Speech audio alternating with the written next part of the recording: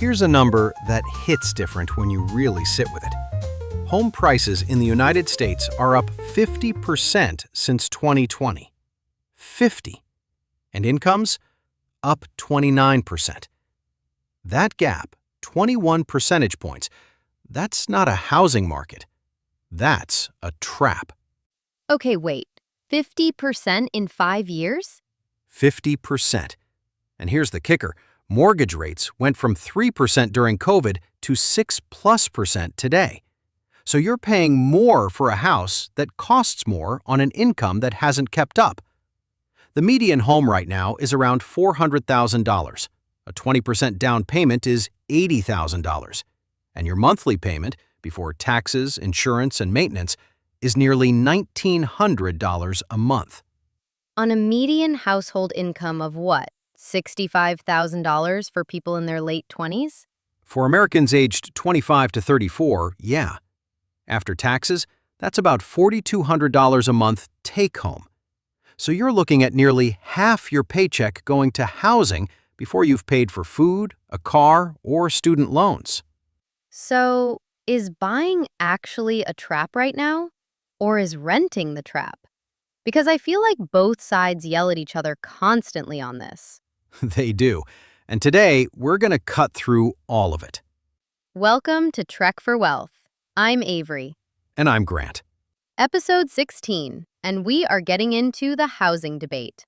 Probably the most emotionally charged financial decision most people ever make. We're going to look at how homeownership became the American dream in the first place, what the real math looks like today for buyers and renters, and give you a framework that actually helps you decide for your situation. Not a one-size-fits-all answer, a real one. Because the answer genuinely depends on your life. And anyone who tells you it's always better to buy or always better to rent is selling you something. Let's get into it. All right. So here's what most people don't know. The idea that Americans are supposed to own homes, that's actually pretty new.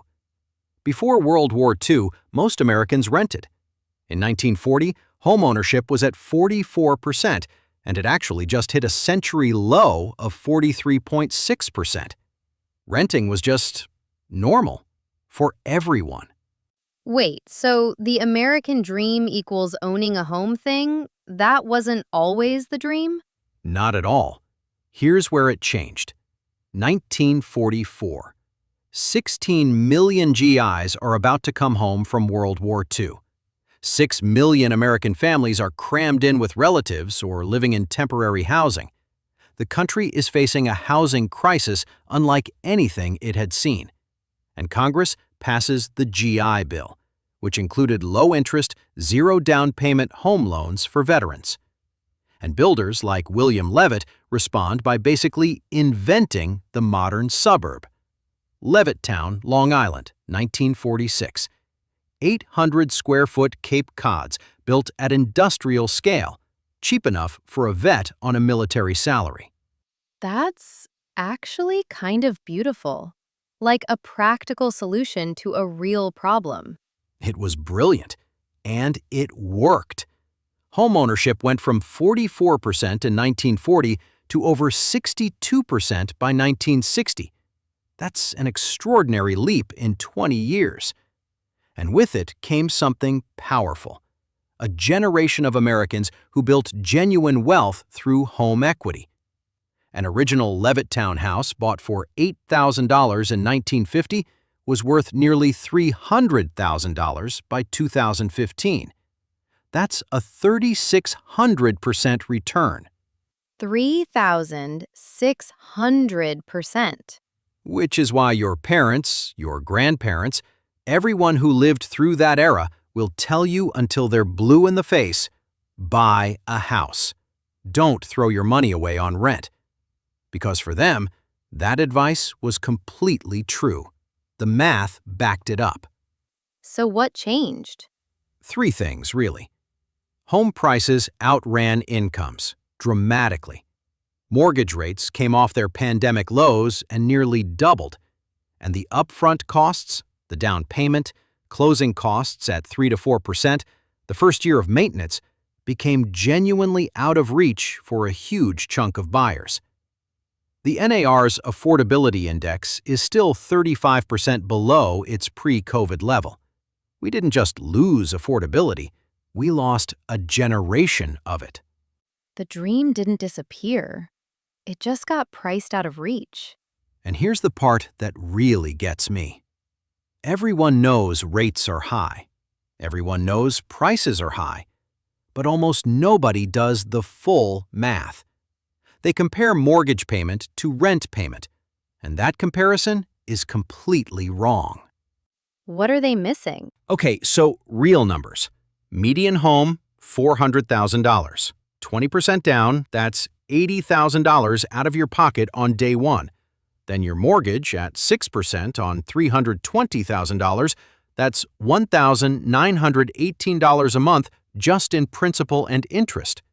Then add property taxes, typically 1 to 1.5% of value per year, so $4,000 to $6,000 a year, or $333 to $500 a month.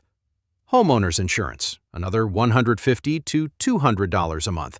And maintenance. The rule of thumb is 1% of home value per year, so another $4,000 a year or $333 a month. Add it all up, and you're looking at $2,700 to $2,900 a month to own that $400,000 home. Now, your rent on a comparable place might be $1,800 to $2,200 in most markets. So the monthly cost of owning is like $700 to $1,000 more than renting? In the early years, yes. And that's before you factor in the $80,000 down payment sitting in the house instead of invested in the market. At a 7% average annual return, that $80,000 invested grows to about $157,000 in 10 years. That's the opportunity cost nobody puts on the spreadsheet.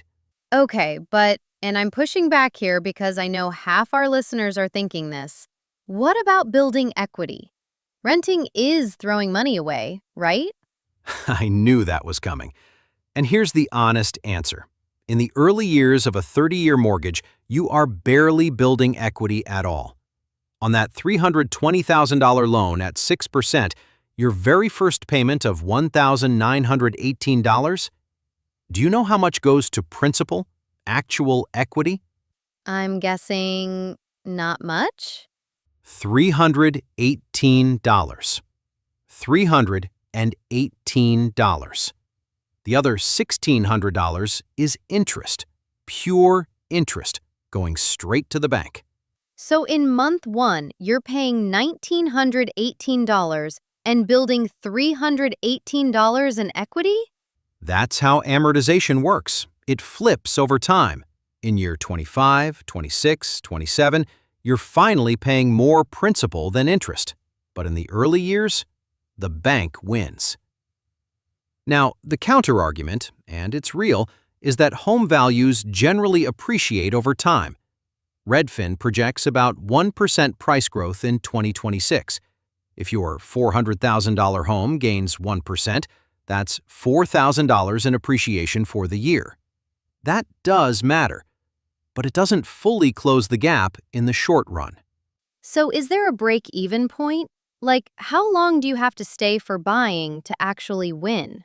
The general rule is 5 to 7 years. If you're staying in the same place for at least 5 to 7 years, buying starts to make financial sense in most markets because the equity builds, the appreciation compounds, and you've spread those upfront costs over enough time. If you're moving in 3 years, renting almost certainly wins the math. And yet the cultural pressure is enormous, like, especially for millennials and Gen Z. There's this thing where if you're not buying by 30, you've somehow failed. The history of housing is really the history of a post-war policy success that calcified into a cultural mandate. What made total sense for a 1950s veteran buying a Levittown Cape Cod, stable job, planning to stay forever, massive government subsidies, rising wages, low rates, doesn't automatically apply to a 28-year-old graphic designer who might move cities for work in 3 years. Grant just freed a lot of people from a lot of guilt right there. Look, there are great reasons to buy. There are terrible reasons to buy. Same with renting. Let's actually talk about the framework. Yes, let's do this. Walk us through the wealth moves. Okay, 5 moves. And these apply whether you're buying, renting, or still figuring it out. Wealth move number 1. Run the real number, not the simplified one. Take your target home price. Add up mortgage, principal and interest, property taxes, insurance, and maintenance. Compare that total monthly cost to what you'd pay in rent for a comparable place. Then factor in what your down payment would earn if invested instead. That is the honest comparison. Not mortgage versus rent, total cost of ownership versus total cost of renting. And most people have never done this calculation? Almost nobody does it before they buy. Wealth move number 2. Apply the 5 to 7 year test. If there's more than a 30% chance you move within 5 years, job change, relationship change, city change, lean toward renting. Buying is a long-term wealth-building tool. It is a terrible short-term trade. The upfront costs alone, down payment, closing costs, moving, take years to recover. Wealth move number 3. If you buy less house than you qualify for. Lenders will approve you for more than you should spend. The 30% of gross income rule on housing is a ceiling, not a target. Aim for 25% or under. The extra breathing room is the difference between a home that builds wealth and a home that owns you. This is so real. Banks are not your financial advisor. They are absolutely not. Wealth move number 4. If you rent, invest the difference. This is the one renters almost never do. If renting saves you $700 a month compared to owning that same home, put $700 a month into a low-cost index fund. That is your wealth building. Renting only throws money away if you spend the savings instead of investing them. Renters who invest the difference build real wealth. Renters who don't are just renters. That is the piece everyone skips. Always. Wealth move number 5. Watch the rate refinance window. If you buy in 2026 at 6% and rates fall to 5% or below, refinance immediately. A 1% rate drop on a $320,000 mortgage saves you about $200 a month. Over 30 years, that's $72,000. The window to refinance is a real wealth move that many homeowners miss because they're not paying attention.